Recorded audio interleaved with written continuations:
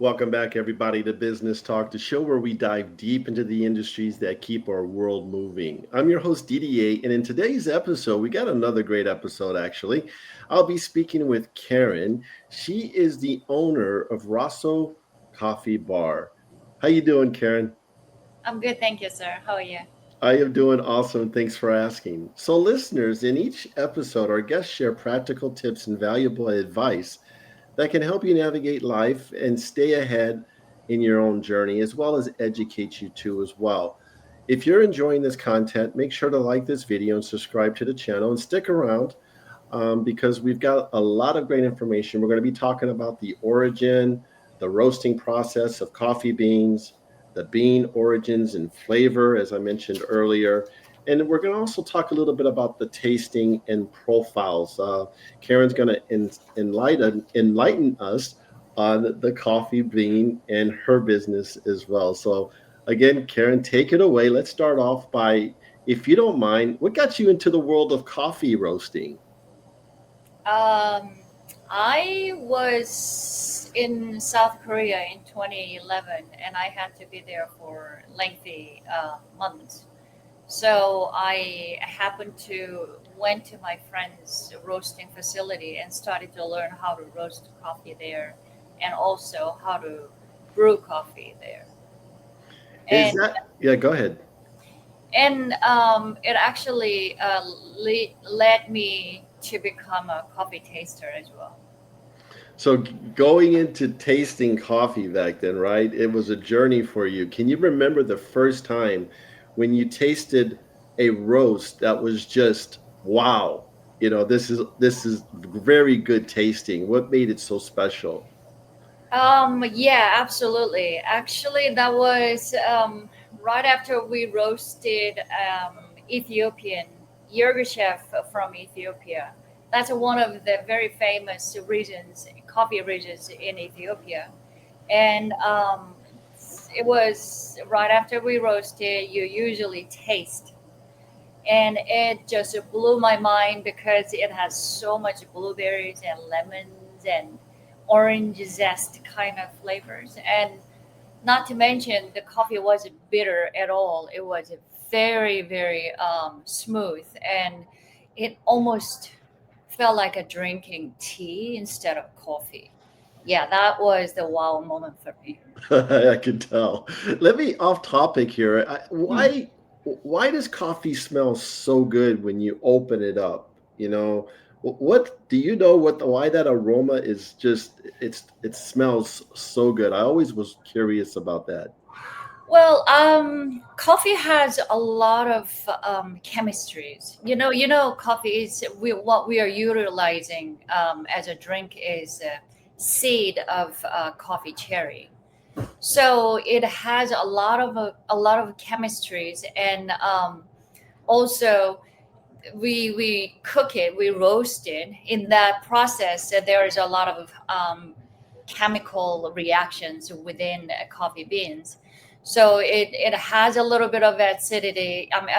It has a little bit of a water content, Hmm. and as we cook it, a little bit of sugar content will start to caramelize, and it seems like a simple, coffee is coffee to a lot of people, but for us to have just coffee, cup of coffee, there goes a lot into it, and that's why coffee smells. If it's a good coffee, you will get this woof of good flavors and dry aromas.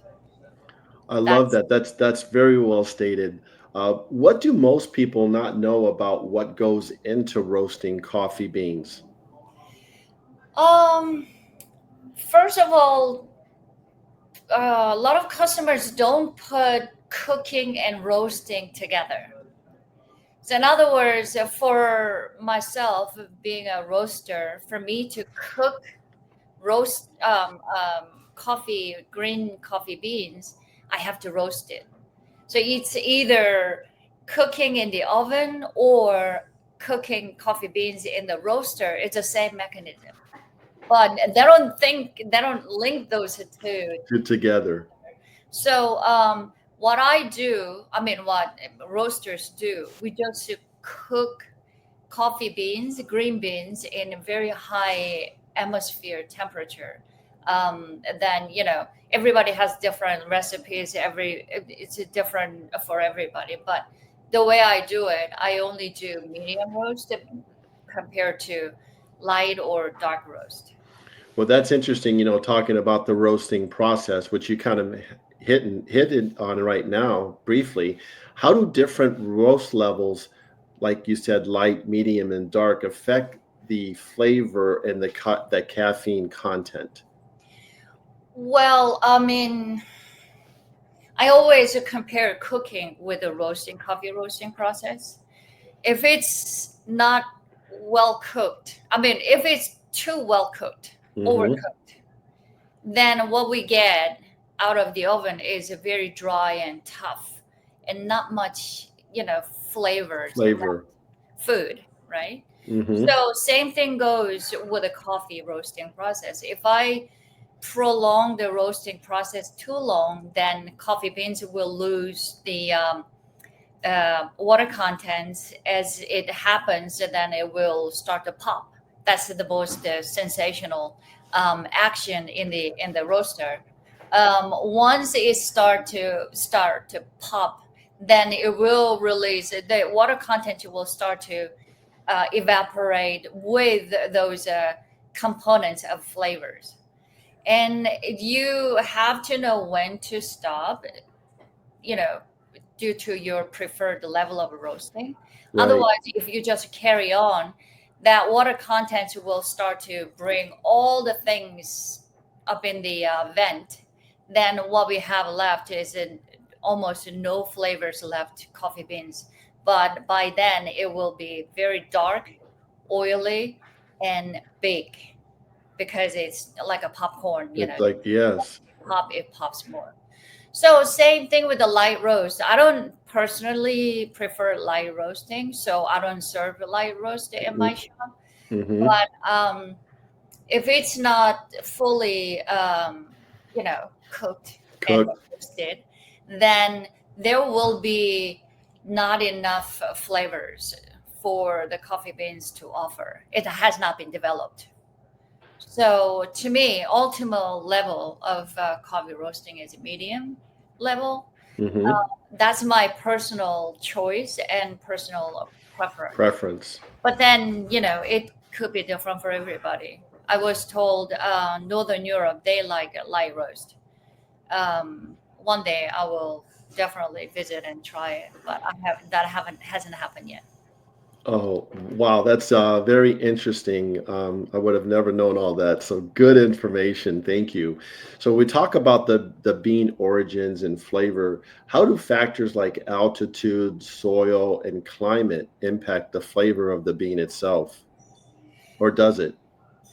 It plays a lot into the flavors of coffee beans.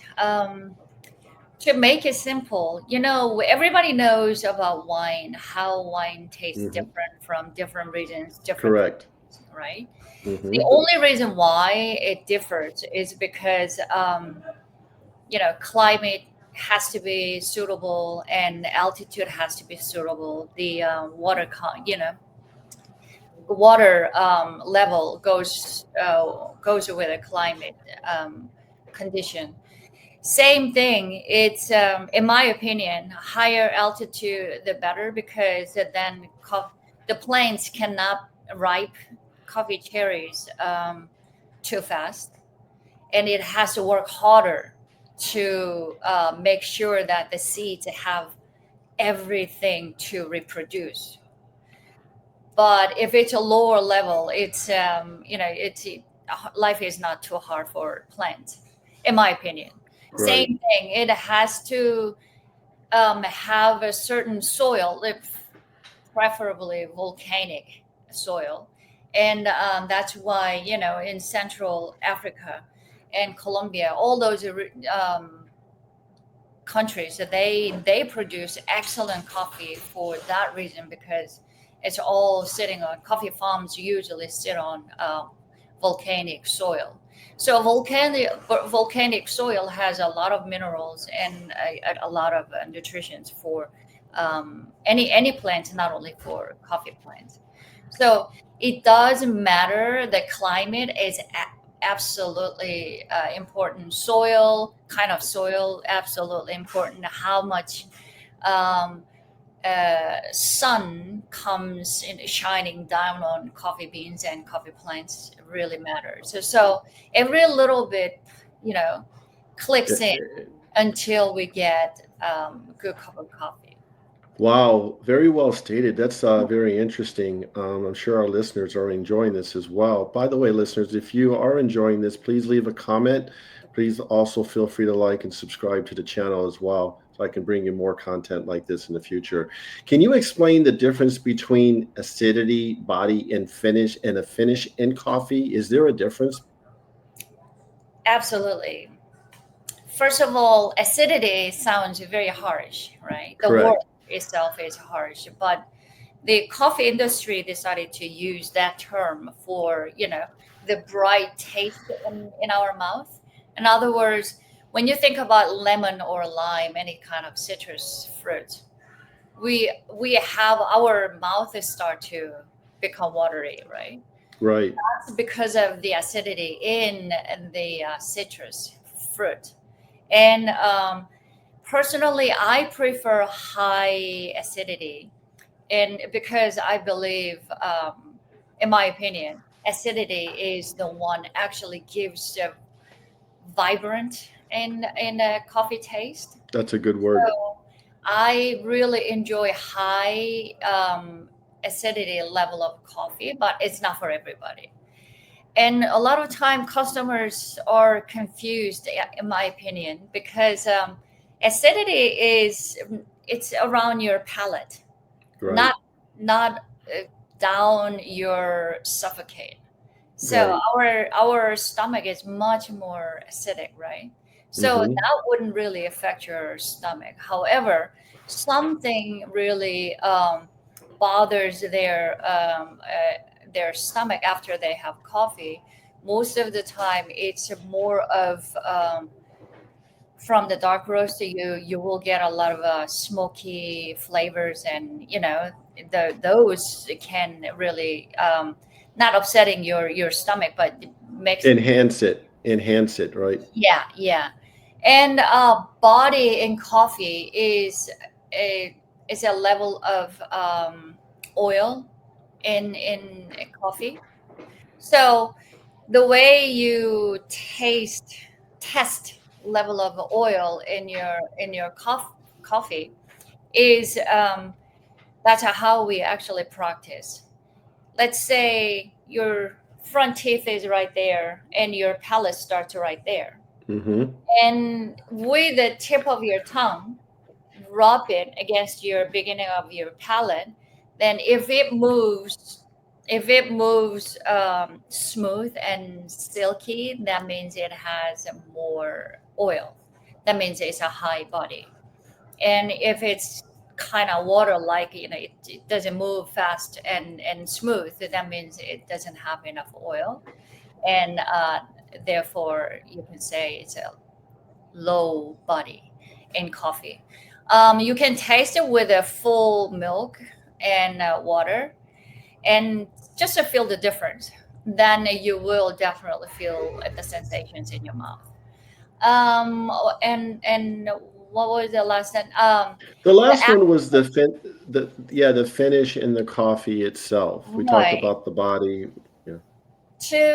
To me, what plays in that is more of it's everything, to acidity when it comes to into your mouth, then it hits up front, and body will last if it's a higher body, and it will last longer, and it's all linger into your palate.